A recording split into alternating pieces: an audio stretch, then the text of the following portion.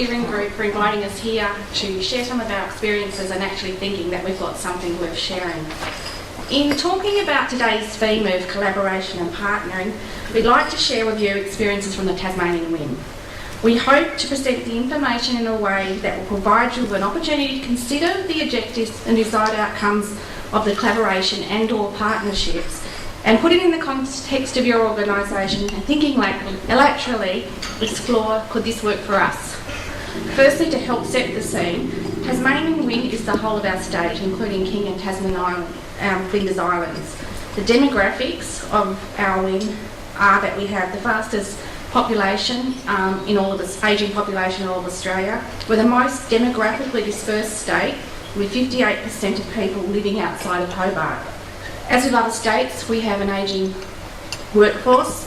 We have 112 aged care providers, 38 residential aged care organisations across 78 sites, 20 community care plus HAC services. 90% of our organisations are not-for-profit and state government as a provider of last resort. To begin our journey of exploration, I'd like to introduce Rachael from Aged Care Deloraine, who will talk about the In Whom We Trust partnership. Hi, I'm Rachael. I work out of Aged Care Deloraine, but we've also got another 3 sites that have come on as part of our partnership arrangements throughout the state.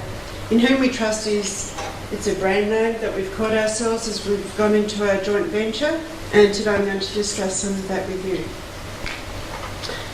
So who are we? We'll go to my show first.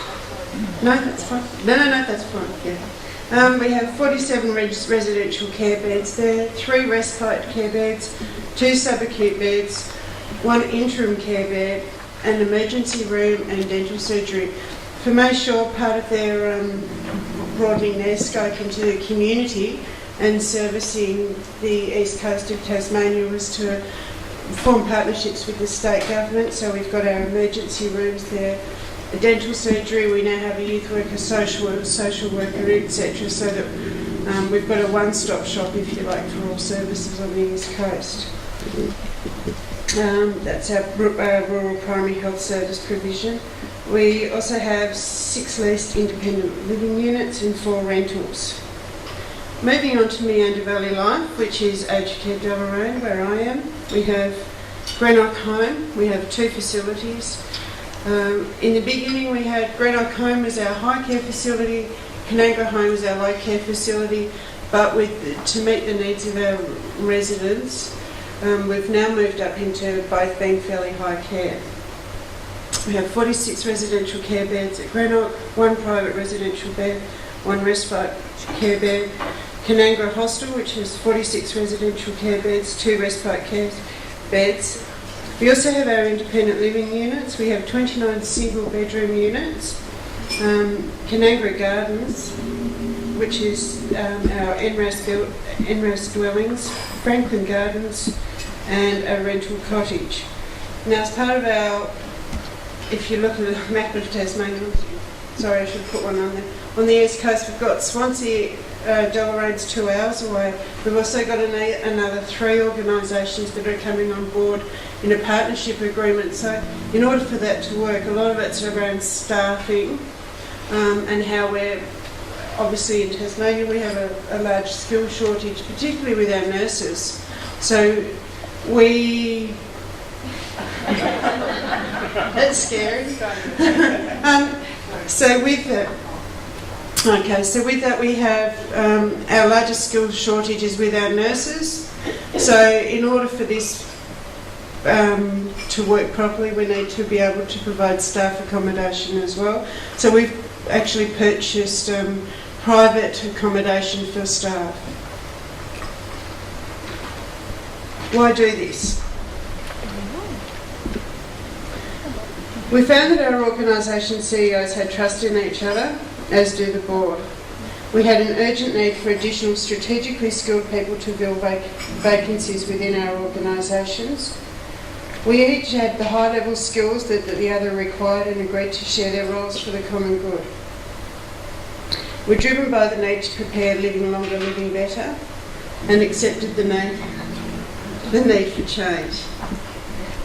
We needed to be more efficient and lower our costs and focus on and obviously the key here is focusing on our community needs. We gained the full support of each other's organisations, boards, because the organisations trusted each other, and that was absolutely critical to our partnership forming, was our boards meeting together, discussing it, being decision makers within themselves and not feeling threatened. We found that legal agreements alone are not enough for this to succeed. Everybody has to come on board. Why do this? The next 2 years present a challenging period of constant change of good business opportunities for those that are well resourced. How did it work? What happened? Within a week of sharing our roles, we had identified that each organisation had strengths and weaknesses, but no apparent weaknesses when the best of both of us were combined. The concept crystallised into each organisation's board retaining its governance and strategic direction role. Each organisation to retain its independence and local identity, community support and membership to remain unchanged. All organisational resources are shared for the common good. Duplicated roles are to be eliminated over time for the best to be used across the whole organisation. On the duplicated roles, this time 12 months ago, the present Director of Care left us, our organisation. So we contacted Doha, the accreditation agency, did some, again it comes back to consultation, and we embarked on the CEO, who's at Mayshore, becoming our Director of Care. So already that was a huge cost saving. And by streamlining all of our processes, that role became a lot easier as well. As is the CEO from Aged Care Deloraine is an accountant, so he took on the business manager's role at Mayshore that needed to be filled, and I also cover human resources and all employee relations across the sites as well. Each has their specialties, the other does. Each has their specialties, the other does not use. All these services will be made available to both communities, moving forward with confidence into a changing environment. We've also had 4 spot visits from the accreditation team in the last 6 months, and obviously when they first came in, one of the first questions was, how can this work? We need to see evidence of your continuous improvements, your planning and so forth. And if anyone's going to be critical, it's usually the agency, but they were very comfortable with the way that it was working. We have identified substantial increases in income and large reductions in operational costs within the first 2 weeks of reviewing our operations. These will provide a base for strategic initiative while maximising our shared resources. Accreditation compliance in re-accreditation applications, ACAR and other care program applications, ACFI claims and validation, NRAS funding applications, marketing of services, specialised area, dementia care, infection control, pain management, palliative care, WH&S. As far as education and training goes, this is a fabulous opportunity for us, in line with Aged Care Services Tasmania. We've managed to really streamline our education and training. So we're now being able to provide training across our industry that's the same. We don't have RTOs out there being competitive for the work, and it's consistent, it's all the same. So when you're sharing your resources and sharing your staff, you're getting that broader coverage, everybody's on the same page, and that makes a huge difference. What we found, target for cash gains over the next 2 challenging years are ACFI improvements, By avoiding duplicating staff positions, as I discussed before, we have a Director of Care, Business Manager, Human Resource Manager. We also have Services Manager that works across all of our sites. Our policies and procedures are all coming in line. So basically, obviously the procedures aren't, but we've got our policies are now almost at a position where we can start rolling them out across all of our sites, so we're all working off the same policy. It's about that reinventing the wheel, and why is each organisation out there having to continually go through this when we can share? Because as we know, that's the stuff that's really time consuming as well. We have a shared IT platform. We have significant savings in insurance and other purchasing initiatives. For instance, eye care, we're rolling out to Swansea at the moment. What are our strategic options? Board governance, review code of conduct document, develop new governance standards to comply with ACNC legislation to maintain our charity status, agree partnering documentation to govern the new arrangements, develop new operational limitation policies to reflect the operations of our new structures. What are our strategic options? Operations. NRAS residential developments. We've got another 80 independent living units coming online. Obviously that's to meet the challenges that we're facing over the next couple of years.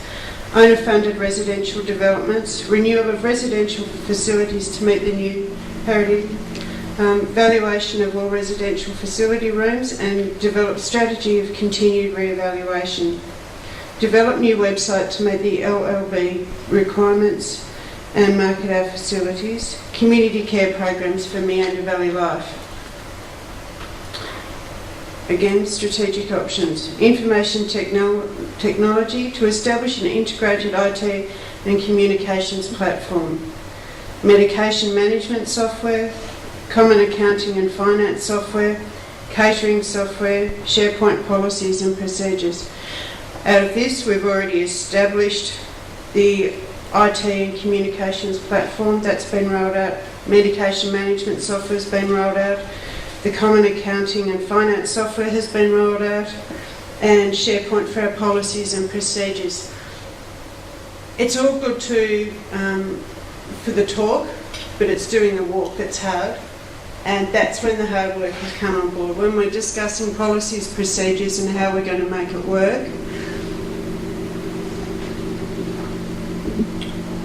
What now? Familiarise staff with each other's operations, prioritise the strategic initiatives and gain board approvals for incorporation into our strategic plans, meet with community groups to promote concept and changes, rationalise systems between sites implementing the best of both, link our communications to integrate our information and communication systems utilising the NBN services, which in Tasmania might take quite some time, offer our services to other like-minded organisations. Trust is built on trust. We are here to serve our communities, not ourselves. That's my presentation.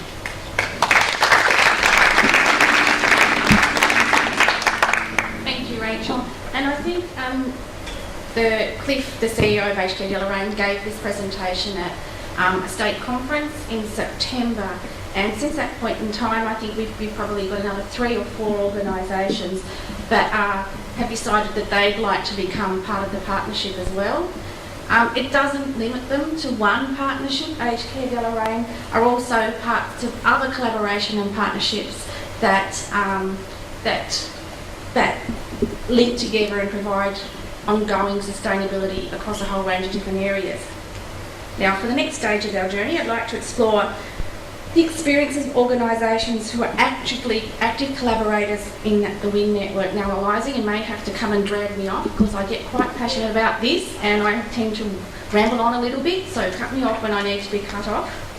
The Tasmanian WIN is an example of what a maturing network may look like and the associated benefits that an effective network can bring to supporting sustainable service delivery. the sector in Tasmania recognised that given the large number of small to medium... Aren't I loud enough? Oh, okay, sorry. Is that better? Yes. So the sector in Tasmania recognised that given the large number of small to medium standalone organisations and a peak of one person, one employee, the development and fostering effective collaboration and partnerships was a key element to ensuring sustainability of the sector as a whole, organisations within the sector and the delivery of quality services to our clients. In line with this, around 3 years ago, we were successful in accessing funding for an innovation partnership that focused on developing a sustainable industry network. Through this project, our network started to build and grow. Becoming part of the broader AWIN has enhanced this capability and capacity of the network and provided an opportunity and avenue to capitalise on national collaborations and thinkings. What is a network? When I talk about the AWIN network, most likely this conjures up a different picture for everyone. 3 years ago, our network was a lead agent, a casual coordinator and driver, and a handful of selected aged care service providers and some RTOs. What does our network look like now? 95% and growing of aged care service providers in our state are engaged in some capacity. All RTOs that are actively delivering qualification-based training in the sector are part of the RTO Roundtable and broader network. Our network has a fluid membership and includes contribution from stakeholders such as the State Training Authority, Tasmania Care Locals, relevant government departments, University of Tasmania, Tasmanian Clinical Education Network, ACTS, JSAs, other peaks and industry bodies, and organisations who we feel can add value to what we're trying to achieve. We have over 300 people on our mail out list. In line with ensuring the network, there are examples of innovative partnerships and collaboration occurring at many levels. I haven't time to provide detailed information on them all, but I'm able to do is provide you a snapshot. You've heard about the In Whom We Trust partnership. There is a group of aged care service providers on the northwest coast, which is where, just right of Rachael's smiling face there, who have a formal partnership in place. CEOs meet monthly to discuss current issues, organisations, share resources, lobby as a whole, and benefit from their increased buying power. There is a similar group operating out of south of the state. Some organisations are members of both formal partnerships. We might have someone in the south who contributes to the northwest partnership. A provider in a rural setting in the north of the state tendered out their corporate services and support. They still have their own board, strategic plan and operational plan. The contract is a business arrangement and is for 3 years. However, it's reviewed on an annual basis with an opt-out clause. Focusing on opportunities that complement the core activity of the organisation, additional funding streams have been developed through business partnerships, e.g. aged care facilities offering catering services. May sure do the laundry for the hospitality industry on the East Coast. We have a home care provider and the CEO comes from a very relevant background. He's an engineer and used to work for the Water Board, but he's came into the home and community care environment bringing his skills with him. He's plotted all his residents or all his clients demographically on an online map.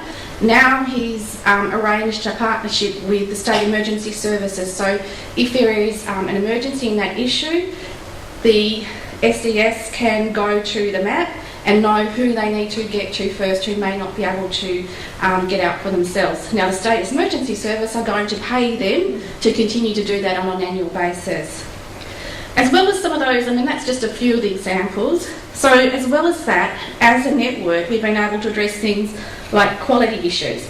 We can honestly, and as Rachel's alluded to, we can honestly say that training agenda in Tasmania is industry driven and not led.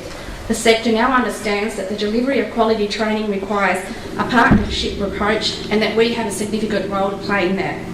We've created partnerships and avenues of communication with higher education providers, particularly in relation to nursing and allied health. Recruiting right fit people in an effective and efficient manner. Industry have collaborated to implement a whole of sector employment register. And when I say whole of sector, it's statewide as well. information sessions, and there's a whole lot of benefits that hit your bottom dollar that go with this. So, and in that we also have screening processes. It's very hard to explain in a short period of time.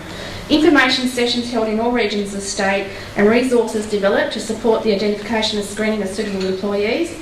Information sessions held for RTOs, JSAs and relevant stakeholders around what industry looks for when we're employing entry-level people. Don't set people up to fail. Don't put them forward for jobs that you know they're never going to get. Resources were developed to assist with this: information sheets, common industry-specific screening tools. Creating efficiencies and effectiveness. Network-driven approach to applying for funding. Where appropriate, one tender application representing the whole sector or a group of organisations instead of each organisation who will type or having to do it. Industry working together. Not everyone doing the same thing 20 times, 20 organisations working together to do the one thing, e.g. sharing of policies and procedures, physical resources, applying for funding. We have avenues where we're able to, through a collaboration site, access that different information. Organisations, and I think it's really also important to remember it is possible to collaborate and at the same time keep your market advantage. Organisation increasing workforce capacity. We have a similar program, our New Directions program, and over a 12-month period we've been able to attract over 90 new people into the sector, and that's using sustainable funding. So that's the other key thing. Don't do one-offs. What we need to do is work out what we're doing. Can it be maintained on a sustainable basis? Graduate nurses, registered nurses, were identified as a high-risk area of not being able to continue quality service delivery. This is the third year we're running a graduate nurse program. We have 14 organisations from all across the state and including King Island who have collaborated to facilitate a graduate nurse transition to practice program. We were lucky to get 6 new registered nurses into the sector in a year. We have 100 in 3. And not only are they coming into the sector, 70% of them are staying within the sector. This also has, we're now the second largest consumer of UTAS's nursing program. So what that has done is now given us the ability to go to them and say, hey, what you deliver doesn't meet our needs. And they have been responsive to that. They've actually given us funding to support this year's program. And it's not a postgraduate qualification. It focuses very much on learning how to work and learning the practical skills that new nurses need to have to be effective in an aged care environment. We are also looking at sharing workforce. We're doing some cross-sector work with the disability sector. Looking at, there's lots of skills. We don't want to be competitors. We want to work together to build the capacity of the workforce. Skills and knowledge through the network. A lot of things are done with small steering groups. So we have the big network, and then if someone has a particular passion, they help steer the different projects. So we have a whole of sector training calendar. We have a foundation skills program, e-learning participation project was focused on leadership. From that, we've developed a resource, an online learning and induction management system that focuses on core competencies that's available to everybody. One of our regional projects, we've developed a workforce attraction and recruitment and retention strategy and action plan for the whole sector. IT and E capability traction, it's a big mouthful, attraction plan, strategy and action plan. So we've looked at don't duplicate, what can we practically do on a collaborative basis. Impact on the bottom line, all of those things I've just spoken about create efficiencies and cost savings across a whole range of different areas. As well as this, we've been able to bring in 3 years over $4 million worth of funding for workforce development opportunities coming into the sector, and the real value dollar of this is a lot more than the face value. Sharing of resources and information has created many efficiencies in relation to overall service delivery. Observations from our experiences. What has been achieved has been done through a network without any recurrent funding and limited resources, with a driver to coordinate activities, and the commitment of all stakeholders. The following observations are relevant whether we're coming from the perspective of a whole of organisation or you're applying this on an organisational basis or other stakeholders. But for collaboration and partnerships to be effective, contribution and commitment is required from all stakeholders. In industry and organisations, we can choose to take the lead or be led and not always down the path that will achieve the required outcomes. Create a common understanding of strategic objectives, what you want to achieve, where you want to be and how you're going to get there. Identify the layer you are comfortable at collaborating at. And each organisation's comfort level will be different.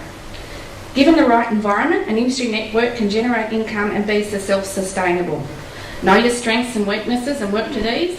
Don't talk about, do. If you don't get started, you'll never get there. However, in saying this, given limited resources, or in some cases no resourcing, upfront planning and analysis is critical, as is the adoption of a continuous improvement focus. Create ownership, bring people along on your journey. Think innovatively and outside the square. Be an enabler. Don't put up unnecessary barriers. Be inclusive, not exclusive. Be aware of the what's in it for me way of thinking and work with it. For every activity or initiative, consider, is this sustainable on an ongoing basis and how can we achieve this? Be consultative but at the same time prepared to make decisions. Consistent communication is critical.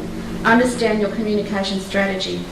Most importantly, take advantage of the collective expertise, knowledge and skills. Think outside the square. Don't think of what is, and this is the way we've always done it. Think of what could be and can be. Thank you for listening, and if anybody's interested in finding out any details, further details, please don't hesitate to contact